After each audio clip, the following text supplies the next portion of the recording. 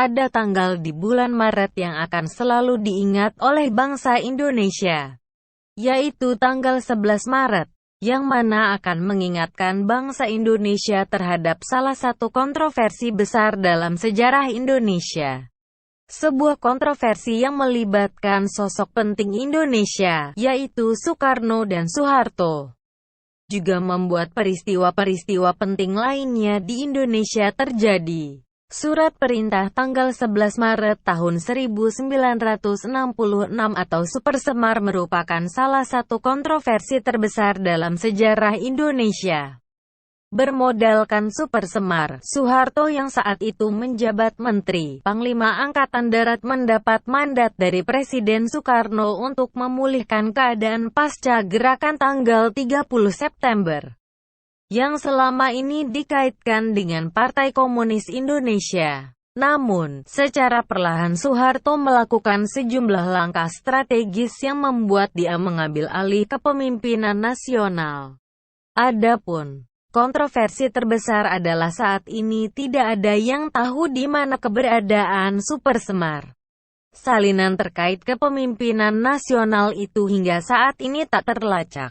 Meskipun peristiwa penyerahan Super Semar dapat dibilang memiliki bukti sejarah yang kuat, setelah puluhan tahun surat mandat itu dirilis, berikut sejumlah fakta terkait Super Semar. Kompas.com berupaya menghadirkannya dalam bentuk pertanyaan, dengan harapan tetap memicu upaya pengungkapan misteri yang menyelubunginya. 1. Super Semar jadi alat kudeta. Super Semar tak hanya akronim dari Surat Perintah tanggal 11 Maret tahun 1966. Surat ini dapat dibilang sebagai mandat yang diberikan Presiden Soekarno kepada Letjen Soeharto, selaku Menteri Panglima Angkatan Darat.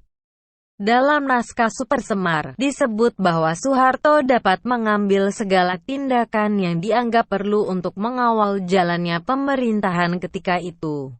Setelah kondisi pulih, Soekarno berharap mandat itu dikembalikan. Namun Soeharto kemudian melakukan sejumlah langkah strategis yang dianggap merugikan Soekarno. Dilansir dari dokumentasi harian Kompas, langkah itu antara lain menangkap 15 menteri loyalis Soekarno. Selain itu, Soeharto tanpa persetujuan Soekarno juga melakukan pembubaran PKI yang kemudian dianggap sebagai organisasi terlarang.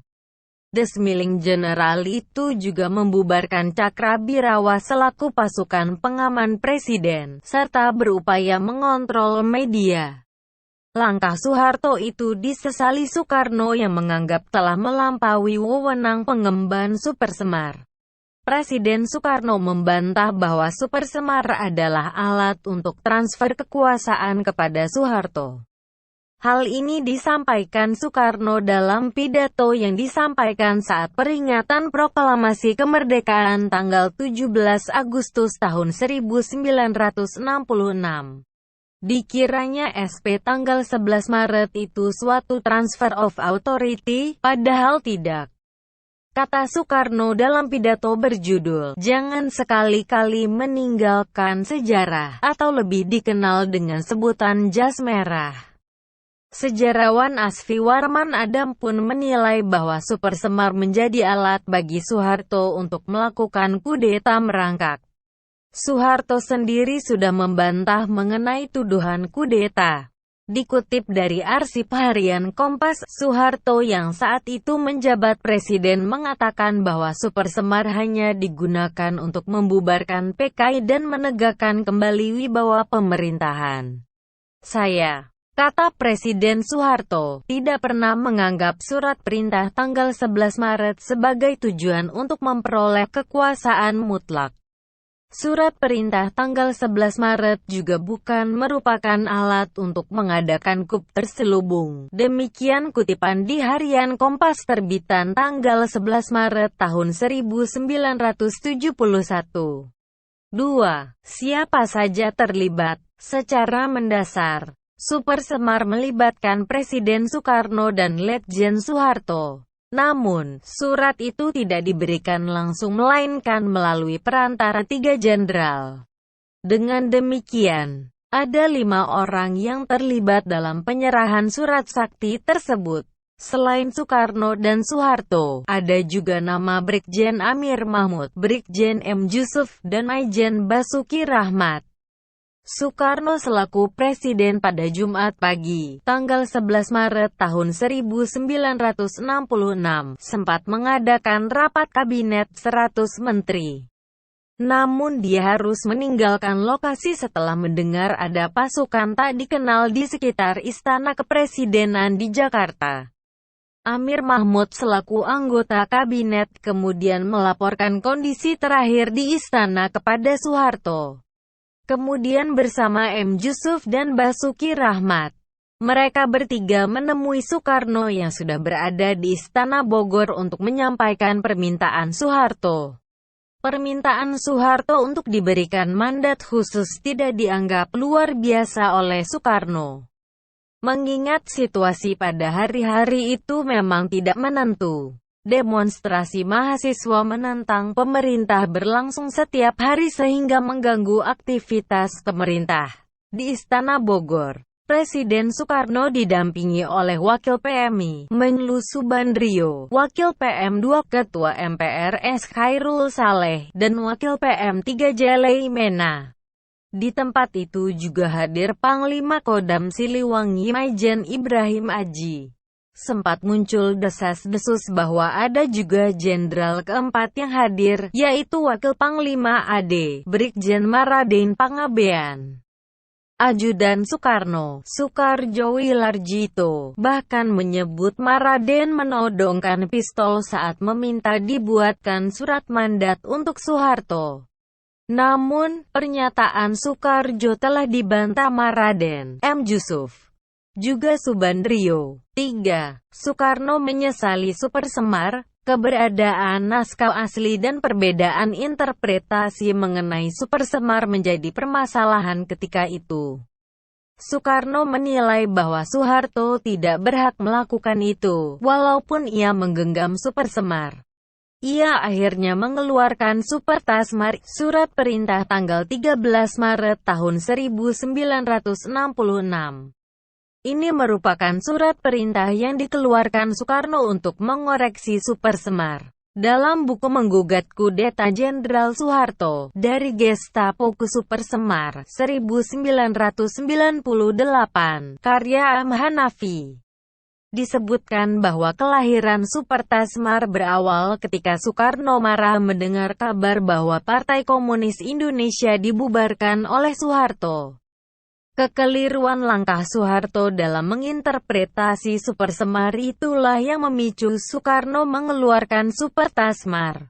Supertasmar itu berisi pengumuman bahwa Supersemar bersifat administratif, teknis, dan tidak politik. Soeharto juga diminta untuk segera memberikan laporan kepada Presiden. Namun sampai saat ini, keberadaannya tak jelas. Supersemar dan Supertasmar yang asli belum bisa diketemukan, bahkan pencarian sampai Sekretariat Negara. Sejarawan Lembaga Ilmu Pengetahuan Indonesia Asfi Warman Adam menilai bahwa Supersemar merupakan blunder yang dibuat Soekarno. Mengambil suatu tindakan yang dianggap perlu. Itu mungkin blunder yang dilakukan Bung Karno oleh seorang sipil, dengan perintah yang tidak jelas pada seorang tentara, kata Asfi pada tanggal 6 Maret tahun 2016. 4. Ada 3 versi Supersemar. Keraguan keaslian Supersemar yang dipublikasikan secara luas muncul setelah Presiden Soeharto dan Orde Baru tumbang pada 1998. Saat ini, Supersemar yang beredar di tengah masyarakat ada 3 versi. Ketiga versi itu tersimpan di Arsip Nasional Republik Indonesia. Namun 3 naskah Supersemar yang disimpan dalam brankas anti-api milik Andri di Jalan Ampera Raya, Jakarta Selatan, dipastikan tidak autentik alias palsu. Kepastian bahwa naskah itu palsu diperoleh setelah dilakukan uji forensik di Laboratorium Polri pada 2012. Adapun 3 versi itu Pertama adalah super semar dari Sekretariat Negara dengan ciri-ciri jumlah halaman 2 lembar, berkop burung Garuda, diketik rapi, dan di bawahnya tertera tanda tangan beserta nama Soekarno. Kedua, super semar yang diterima dari Pusat Penerangan TNI AD dengan ciri jumlah halaman 1 lembar, berkop burung Garuda, ketikan tidak serapi versi pertama. Penulisan ejaan sudah menggunakan kaidah bahasa Indonesia yang berlaku pada saat itu. Jika pada versi pertama di bawah tanda tangan tertulis nama Soekarno, pada versi kedua tertulis nama Soekarno. Ketiga, adalah super semar yang diterima dari Yayasan Akademi Kebangsaan, dengan ciri jumlah halaman 1 lembar, sebagian surat robek sehingga tidak utuh lagi, kop surat tidak jelas. Hanya berupa salinan. Tanda tangan Soekarno pada versi ketiga ini juga berbeda dengan versi pertama dan kedua.